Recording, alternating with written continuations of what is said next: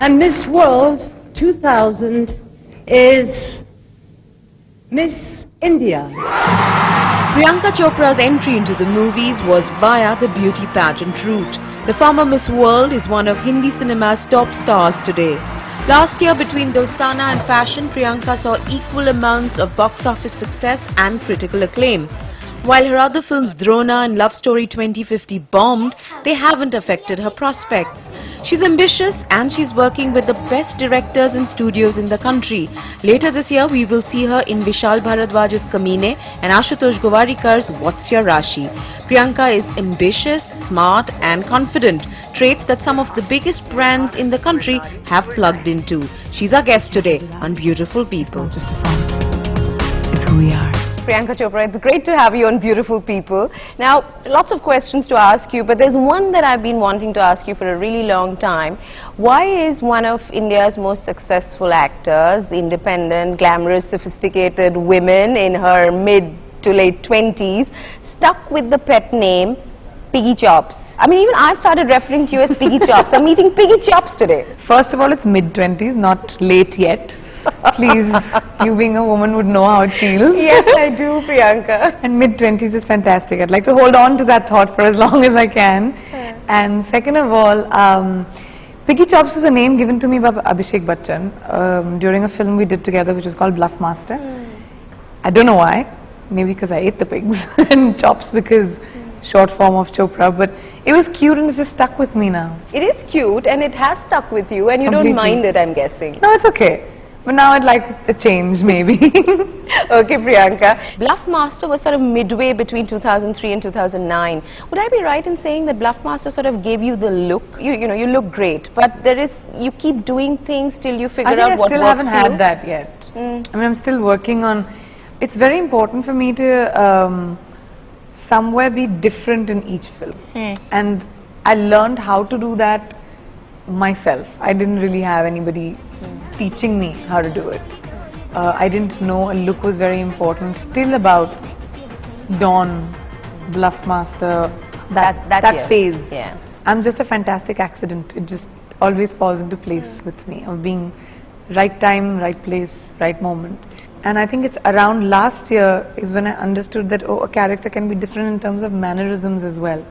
So I'm still understanding myself and acting and the execution of my craft. When this is the kind of understanding you have of your craft and what you do, then does it scare you that you have these huge mega multi-crore budget films which at least in part or half lie on your shoulders, and if you take a film like Fashion, lies completely on your shoulders? It's very scary. It's very scary because it's not like I know what I'm doing.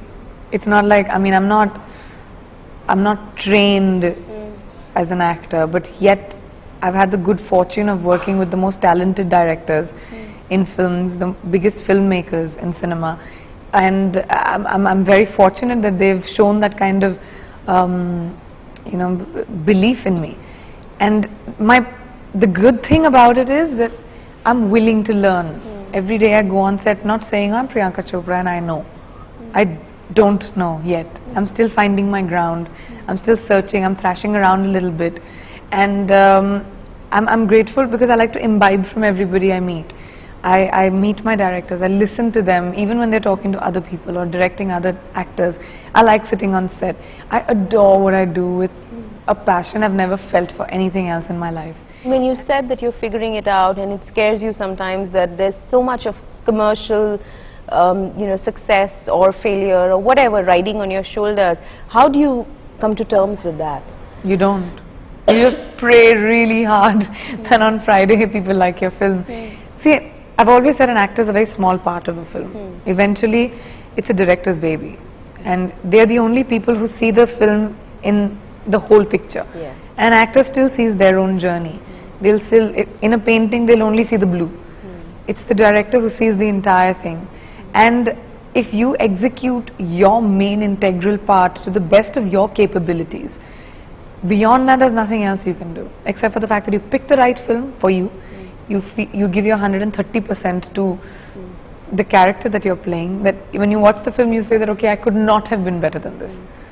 and that's all you can do as an actor, and then just pray for the best. You pick your films carefully. Now, when you look back at 2008, I'm telling you how I reacted as a film goer, okay? Fashion, I wanted to see. Dostana, I was, okay, I want to see. It sounds like it'll be fun and the music is really exciting. Love Story 2050 was not on my radar at all. Drona, not on my radar at all. I just happened to see the promos. I'm telling you my reaction as a film goer. How did you, as an actor, decide on these 4 films? Love Story 2050 was something very different. It was a hugely ambitious project. It was something India has not seen before. And till today, I think the special effects in that film are better than any Indian film special effects that we have seen. So that's the reason you chose that one? I chose the film because I liked the story. Okay. And I think it was hugely ambitious. Didn't go right, Destiny. Each film has its own. Okay, Drona, how do you select Drona? Again, I really actually believed in the film. The story was something completely different. It was a comic book on cinema. I've been a huge comic book fan.